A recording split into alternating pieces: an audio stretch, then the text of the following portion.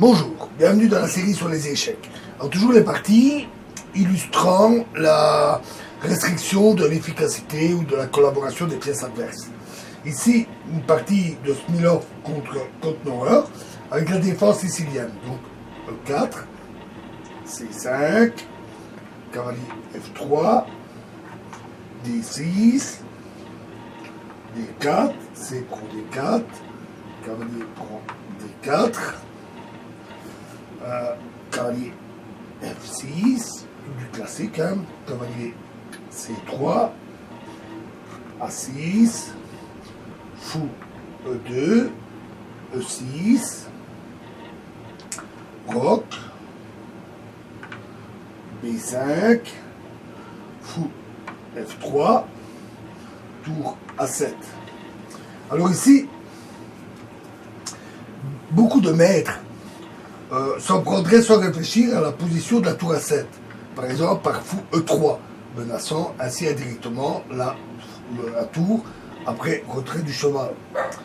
Cependant, après fou E3, les noirs auraient la continuation tour D7, qui est très forte, et suivi de fou B7, et ils imposeraient ainsi la poussée D6, D5.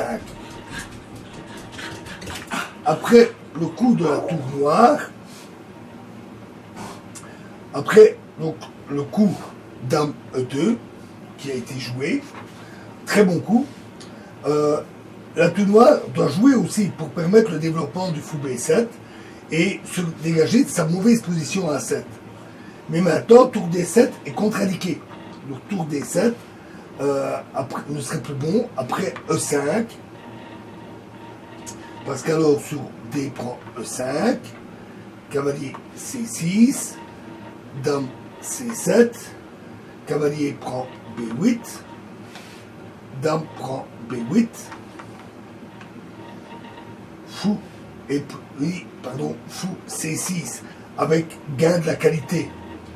C'est pourquoi la tour doit se placer en C7. Donc remettons notre pièce.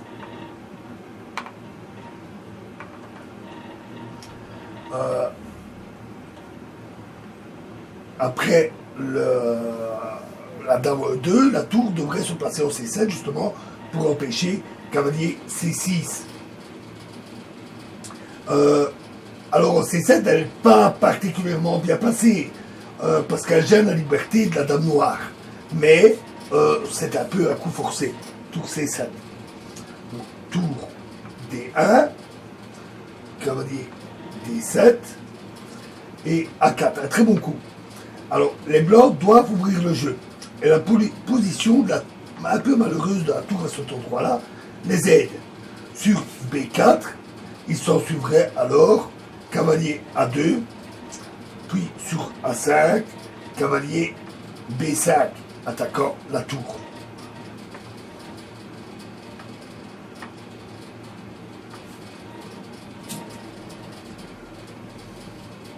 Donc ici, B prend A4, cavalier prend A4, et fou B7.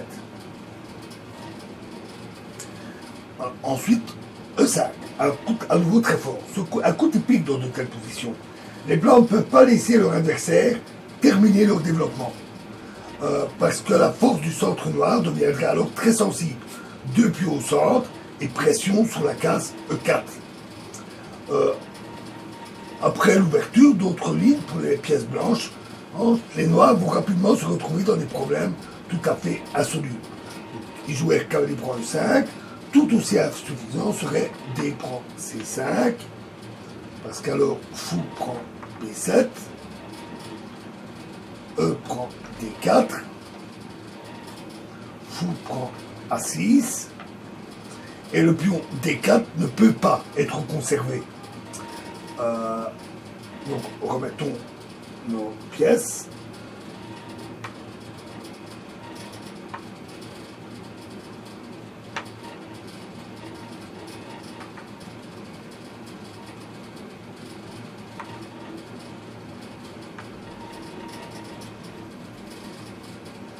Donc après E5, fou prend F3 ne marche pas non plus, car alors cavalier prend F3, D prend E5, et cavalier prend E5. Et les noirs perdent au moins un pion dans la bagarre.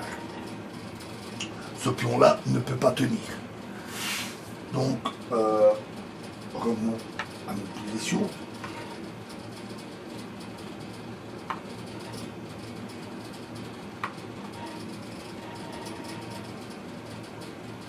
Donc, dans la partie, ils ont joué, donc, après E5, ils ont joué cavalier prend E5. Il me manque un fou. Donc, fou prend B7, tour prend B7, dame prend A6 et dame B8. Alors, d'autres coups ne sont pas meilleurs. Par exemple, si tour D7, alors cavalier B6, évidemment. Et sur tour C7, alors c'est cavalier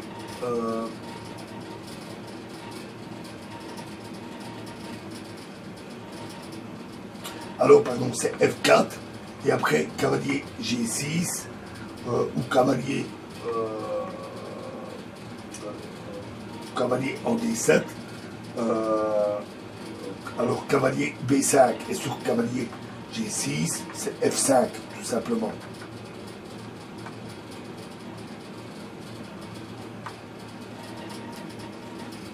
Donc, dame B8.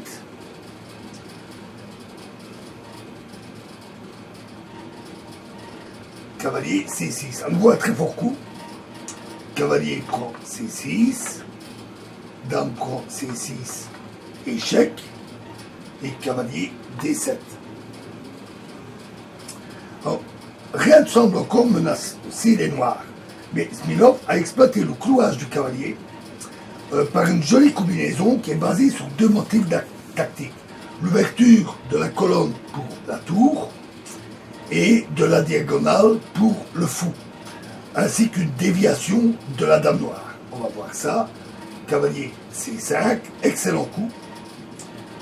Alors, les noirs ne peuvent pas refuser le sacrifice, parce que sur tour C7, alors cavalier prend D7, tour prend D7 et tour A8 et c'est la dame qui est perdue.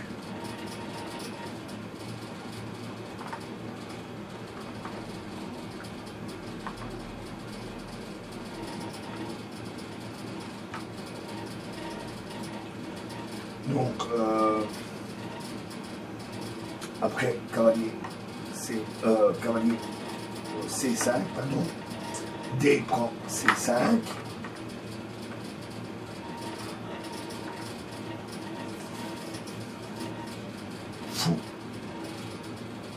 Fou F4.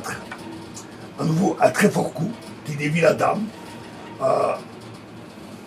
Clairement, dans cette position, les noirs s'attendaient à tour prend D7. Et après tour prend D7, tour A8. Ce qui aurait permis de conserver deux tours pour la dame après la prise de la dame. Et à ce moment-là, tour D8. Après le coup du texte, donc après le coup fou F4, après le coup de la partie, les noirs perdent sur le champ.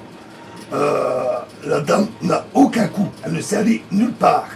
Sur dame prend F4, alors on aurait dame C8, échec, roi E7 et dame prend B7, avec une double attaque du cavalier cloué. Donc, fou D6, fou prend D6, tour B6, et là, le bon coup, dame prend D7.